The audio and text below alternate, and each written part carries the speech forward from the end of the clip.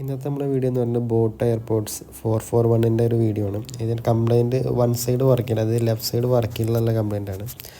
അപ്പോൾ സാധാരണ ഇത്തരത്തിൽ കംപ്ലയിൻറ്റ് വരാനുള്ള ബാറ്ററി വീക്കാകുമ്പോൾ അല്ലെങ്കിൽ ബാറ്ററി ഡെഡായി പോകുമ്പോഴാണ് ഇങ്ങനെ കംപ്ലയിൻറ്റ് ഭൂരിഭാഗം വരാറുള്ളത്.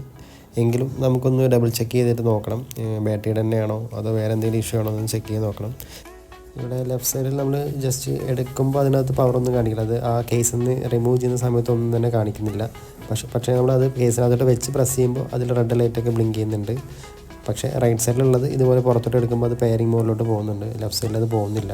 എന്താ നമ്മൾ മൊബൈൽ കണക്ട് ചെയ്യുന്നത് നമ്മൾ കൺഫേം ആക്കണം, ലെഫ്റ്റ് സൈഡ് വർക്കിംഗ് ആണോ അതോ വേറെ എന്തെങ്കിലും ഇഷ്യൂ ഉണ്ടോ ചെക്ക് ചെയ്യണം. നമ്മൾ റൈറ്റ് സൈഡിൽ ഇത് വെച്ചിട്ട് പാട്ട് പ്ലേ ചെയ്യുമ്പോൾ അത് പ്ലേ ആവും, അതുപോലെ സ്റ്റോപ്പ് ആവുന്നൊക്കെ ഉണ്ട്. പക്ഷേ ലെഫ്റ്റ് സൈഡിൽ അത് പറ്റുന്നില്ല, നിങ്ങൾക്ക് വീഡിയോയിൽ കാണാം. ലെഫ്റ്റ് സൈഡിൽ അത് പോസ് ചെയ്യാനൊന്നും പറ്റുന്നില്ല. ബാറ്ററി ഡെഡായി പോകുമ്പോഴൊക്കെ ഇത്തരത്തിൽ സംഭവിക്കാറുണ്ട്. അതായത് എയർപോർട്ട് കംപ്ലീറ്റ്ലി ഓൺ ആവാതിരിക്കും. കേസിനകത്ത് വെക്കുമ്പോൾ ചെറിയ രീതിയിലുള്ള ആ ഒരു റെഡ് ഇൻഡിക്കേഷൻ വരുന്നതാണ്. ഇവിടെ അത് തന്നെയാണ് സംഭവിച്ചിട്ടുള്ളത്. അപ്പോൾ എന്തായാലും നമുക്കതൊന്ന് കേസിൽ വോൾട്ടേജ് വരുന്നുണ്ട്, അത് എയർപോർട്ട് ചാർജ് ആവാത്തതാണോ അത് കറക്റ്റ് വോൾട്ടേജ് ആണോ എന്നൊക്കെ നമുക്ക് ചെക്ക് ചെയ്യണം.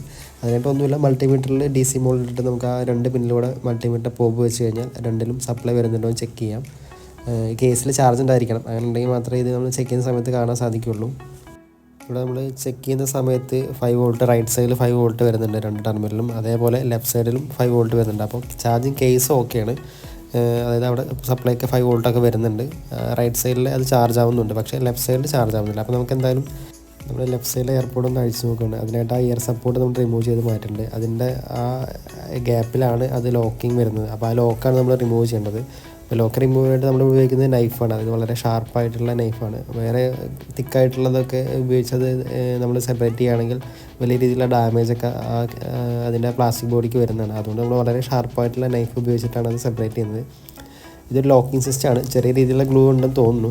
അങ്ങനെ ഒരുപാട് ടൈറ്റ് ആണെങ്കിൽ ഉറപ്പായിട്ട് നമ്മൾ ഹോട്ട് എയർ വെച്ചിട്ട് ഒന്ന് ഹീറ്റ് ചെയ്തതിനു ശേഷം മാത്രമേ ഇത്തരത്തിൽ ഷാർപ്പായിട്ടുള്ളത് വെച്ച് തിക്കിയെടുക്കാവൂ. ഇവിടെ അങ്ങനെ ലോക്കിംഗ് മാത്രമേ ഉള്ളതുകൊണ്ട് നമ്മൾ ഈ നൈഫ് ഉപയോഗിച്ചപ്പോൾ തന്നെ ആ കേസ് ആ ഒരു 2 ബോഡിയും സെപ്പറേറ്റ് ആയിട്ട് വന്നിട്ട് ഇപ്പോൾ നിങ്ങൾക്ക് അവിടെ കാണാം, അത് നമ്മൾ ഈസി ആയിട്ട് ഓപ്പൺ ചെയ്തെടുത്തിട്ടുണ്ട്.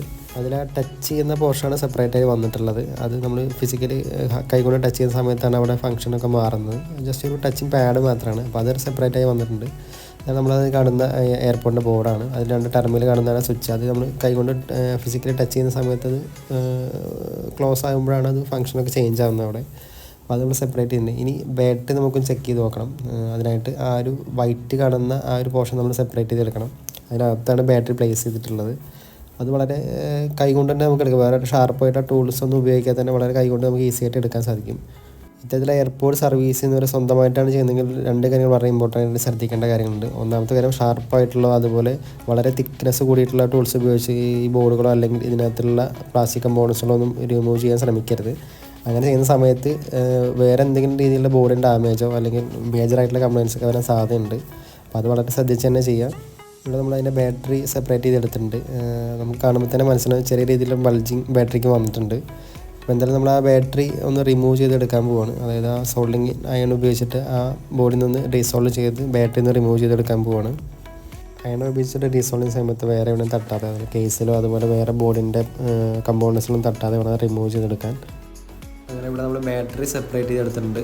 നമുക്ക് എന്തായാലും ഇതിൻ്റെ വോൾട്ടേജും ചെക്ക് ചെയ്ത് നോക്കണം. മൾട്ടിമീറ്റർ വെച്ചിട്ട് വോൾട്ടേജ് എന്തെങ്കിലും കാണിക്കുന്നുണ്ടോ എന്ന് ഡബിൾ ചെക്ക് ചെയ്യണം.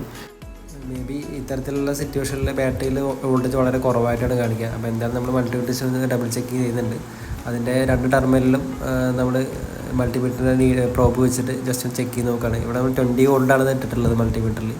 ചെക്ക് ചെയ്ത് നോക്കുന്ന സമയത്ത് തന്നെ ഒരു റീഡിങ്ങും കാണിക്കുന്നില്ല, അതായത് വളരെ മൈനറായിട്ട് വോൾട്ടേജുകളെ കാണിക്കുന്നുള്ളൂ. ബാറ്ററി തന്നെയാണ് കംപ്ലയിൻറ്റ് നമ്മളിവിടെ കൺഫേം ആയിട്ടുണ്ട്. അപ്പോൾ എന്തായാലും നമുക്ക് ബാറ്ററി എന്തായാലും റീപ്ലേസ് ചെയ്യണം. അപ്പോൾ ഇവിടെ നമ്മൾ റീപ്ലേസ് ചെയ്യുന്ന ബാറ്ററി എവിടെ നിന്നാണ് അവൈലബിൾ ആയിട്ടുള്ളത്, അല്ലെങ്കിൽ എവിടെ നിന്ന് വാങ്ങിക്കാൻ കിട്ടുന്നതൊക്കെ പലർക്കും ഇങ്ങനെ ഡൗട്ട് ഉണ്ടായിരിക്കും. അപ്പോൾ നമ്മൾ വാങ്ങിച്ചിട്ടുള്ളത് ഇവിടെ എറണാകുളത്തെ പെന്നാമേനകയിൽ നിന്നാണ്. ഓൺലൈനിലും ഉണ്ട്, പക്ഷേ ഓൺലൈനിൽ പൊതുവെ കുറച്ച് റേറ്റ് കൂടുതലായിട്ടാണ് കാണിക്കുന്നത്.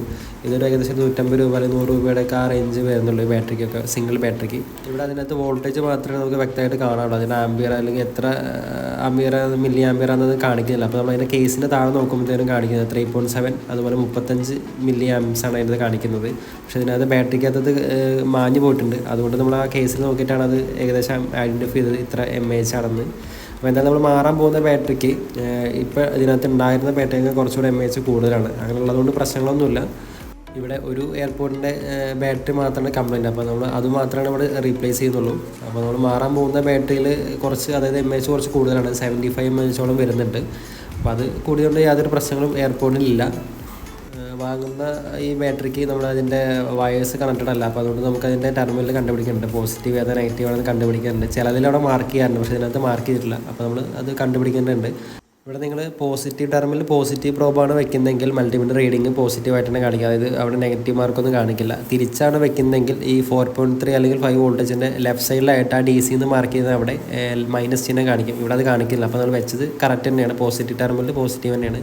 അത് ഇടതുവശത്താണ് അതിൻ്റെ പോസിറ്റീവ് ടെർമിനൽ വരുന്നത്. അപ്പോൾ നമ്മൾ മുമ്പുണ്ടായിരുന്ന അതിൻ്റെ ഓൾഡ് ബാറ്ററിയിൽ ആ പോസിറ്റീവ് വയറും അതുപോലെ ബ്ലാക്ക് വയറും അതുപോലെ റെഡ് വയറും അതേ രീതിയിൽ തന്നെ ഈ ബാറ്ററിക്കകത്തും കണക്ട് ചെയ്ത് കൊടുക്കുന്നുണ്ട്. അപ്പോൾ ഇങ്ങനെ കണക്ട് ചെയ്യുമ്പോൾ ശ്രദ്ധിക്കേണ്ട മറ്റൊരു കാര്യം, നമ്മളിത് കണക്ട് ചെയ്തതിന് ശേഷം നമ്മൾ ടെർമിനൽ ടൈപ്പ് ഉപയോഗിച്ചിട്ട് ജസ്റ്റ് ഒന്ന് അത് ആ ഒരു 2 ടെർമിനൽ ഒന്ന് കവർ ചെയ്ത് വെക്കണം. ടെർമിനൽ ടൈപ്പാണ് ഒന്നുകൂടെ നല്ലത്. അതില്ലാത്തവർക്ക് സാധാരണ ടൈപ്പ് വെച്ചിട്ടും ചെയ്യാം. അപ്പോൾ ഇത് ചെയ്യുന്നതിൻ്റെ ഗുണം എന്താണെന്ന് വെച്ചാൽ നമ്മൾ വേറെ കമ്പോണൻസിലോട്ട് ടച്ച് ആവാതിരിക്കുക, അതുപോലെ അതിൻ്റെ തന്നെ ടെർമിനൽ കൂട്ടി മുട്ടാതിരിക്കുകയോ പ്രിവെൻറ്റ് ചെയ്യാനാണ് ഇങ്ങനെ ടെർമിനൽ ടൈപ്പ് അതുകൂടെ കവർ ചെയ്യുന്നത്.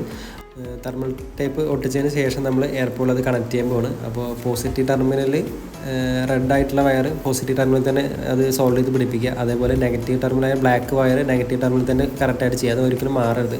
അങ്ങനെ മാറിക്കഴിഞ്ഞാൽ ഉറപ്പായിട്ടും ബോർഡ് കംപ്ലൈൻറ്റ് ആവാൻ ചാൻസ് വളരെ കൂടുതലാണ്. അപ്പോൾ അതുകൊണ്ട് വളരെ കെയർഫുള്ളായിട്ട് തന്നെ അത് അതിനകത്ത് സോൾവ് ചെയ്ത് കൊടുക്കുക. ബാറ്ററി നമ്മൾ എന്തായാലും ഇൻസ്റ്റാൾ ചെയ്തിട്ടുണ്ട്. ശേഷം നമ്മൾ ആ ബാറ്ററി ആ വെള്ള കേസിനകത്തോട്ട് വെച്ച് ജസ്റ്റ് ആ പുറമേയുള്ള ആ 2 നീഡിൽ കൈ ടച്ച് ചെയ്യുമ്പോൾ തന്നെ അത് ഓൺ ആയിട്ടുണ്ട്. അപ്പോൾ നമുക്ക് മനസ്സിലായി സാധനം ഓക്കെ ആയിട്ടുണ്ട്. അപ്പോൾ എന്തായാലും നമ്മൾ ജസ്റ്റ് ഒന്ന് ഡബിൾ ചെക്ക് ചെയ്യണം. ആ ഒരു പുറമേയുള്ള ആ സ്വിച്ച് കൂടെ അതിൻ്റെ ആ ഒരു ടച്ചിങ് പാഡ് കൂടെ കണക്ട് ചെയ്തിട്ട് നമ്മൾ ജസ്റ്റ് ഒന്ന് എല്ലാം ചെക്ക് ചെയ്ത് നോക്കണം. ഇപ്പോൾ നിങ്ങൾക്ക് കാണാൻ ബ്ലൂടൂത്ത് മോഡിലായിട്ടുണ്ട്, പെയറിംഗ് മോഡിലായിട്ടുണ്ട്. അപ്പോൾ നമ്മുടെ എയർപോർട്ട് ഓക്കെ ആയിട്ടുണ്ട്. ഇനി നമുക്ക് വേണ്ടത് ആ 2 സെപ്പറേറ്റ് ചെയ്തിട്ടുള്ള പോർഷൻ നമ്മൾ സ്റ്റിക്ക് ചെയ്യുക എന്നുള്ളതാണ്, ഒട്ടിക്കുക എന്നുള്ളതാണ്. ഇവിടെ നമ്മൾ ഉപയോഗിക്കുന്നത് മൊബൈലിലൊക്കെ ഡിസ്പ്ലേ ഒക്കെ ഒട്ടിക്കുന്ന ഒരു ബ്ലാക്ക് ഗ്ലൂ ആണ്. അത് പല രീതിയിൽ അവൈലബിൾ ആണ്. ക്ലിയർ ആയിട്ടുള്ള ഗ്ലൂ ഉണ്ട്. ഇവിടെ നമ്മൾ ഉപയോഗിക്കുന്ന ബ്ലാക്കാണ്. ബ്ലാക്ക് എയർപോർട്ട് ആയതുകൊണ്ടാണ് നമ്മൾ ബ്ലാക്ക് ഉപയോഗിക്കുന്നത്. അപ്പോൾ അതിന് മുമ്പ് നമ്മൾ ജസ്റ്റ് ഒരു മ്യൂസിക് പ്ലേ ചെയ്തൊന്ന് ചെക്ക് ചെയ്ത് നോക്കുന്നുണ്ട്. അതെല്ലാം ഓക്കെയാണ്. ഇനി നമ്മൾ ആ ഗ്ലൂ അപ്ലൈ ചെയ്ത് ആ 2 പ്ലാസ്റ്റിക്കിൻ്റെ ബോഡിയും തമ്മിൽ അറ്റാച്ച് ചെയ്ത് കൊടുക്കുകയാണ്. വളരെ മിനിമലായിട്ടുള്ള ഗ്ലൂ മാത്രമേ നമ്മൾ ഉപയോഗിക്കുന്നുള്ളൂ. ഒരുപാട് ഗ്ലൂ ആവശ്യമില്ല. എന്നിട്ട് നന്നായിട്ട് പ്രസ് ചെയ്ത് കൊടുക്കുക. അങ്ങനെ പ്രസ് ചെയ്ത സമയത്ത് ശ്രദ്ധിക്കേണ്ട കാര്യം, അത് കംപ്ലീറ്റ് ആയിട്ട് പ്രസ് ചെയ്ത് പിടിച്ചതിന് ശേഷം കുറച്ച് സമയം, അതായത് ഒരു അരമണിക്കൂർ കൂടുതലെങ്കിലും വെച്ചതിന് ശേഷം മാത്രമേ അത് നമ്മൾ ആ ഒരു പ്രഷർ റിലീസ് ചെയ്യാൻ പാടുള്ളൂ. അങ്ങനെ ചെയ്തില്ല എങ്കിൽ അതിൻ്റെ ആ ഒരു IP റേറ്റിംഗ് നന്നായിട്ട് കുറഞ്ഞു പോകും. അതായത് പെട്ടെന്ന് തന്നെ നമ്മൾ ചെറുതായിട്ട് വെള്ളത്തിലോ അല്ലെങ്കിൽ മോയ്സ്ചറൊക്കെ ആവുന്ന സമയത്ത് അകത്തോട്ട് വെള്ളം കയറാൻ സാധ്യതയുണ്ട്. അപ്പോൾ അത് പ്രിവെൻറ്റ് ചെയ്യാനാണ് ഇത്തരത്തിലത് കംപ്ലീറ്റ്ലി ആ ഒരു ഗ്ലൂ ഉണങ്ങുന്ന വരെ നമ്മൾ വെയിറ്റ് ചെയ്യണം. അങ്ങനെ ചെയ്തില്ല എങ്കിൽ എന്തെങ്കിലും മോയ്സ്ചർ കയറി അകത്തോട്ട് കയറി അത് വേറെ എന്തെങ്കിലും കംപ്ലൈൻറ്റ് ആവാൻ ചാൻസ് കൂടുതലാണ്. അപ്പോൾ അതുകൊണ്ട് ആ ഗ്ലൂ ഇട്ടതിന് ശേഷം നന്നായിട്ട് അത് ഡ്രൈ ആവുന്നവരെ വെയിറ്റ് ചെയ്യുക. അതിനുശേഷം മാത്രം ഉപയോഗിക്കുക. അപ്പോൾ ആ ഗ്ലൂ എക്സസ് ആയി വരുന്ന ഗ്ലൂ നമ്മൾ IP വെച്ച് ജസ്റ്റ് ആ ക്ലോത്ത് ഉപയോഗിച്ചിട്ട് അത് വൈപ്പ് ചെയ്തെടുക്കുന്നുണ്ട്.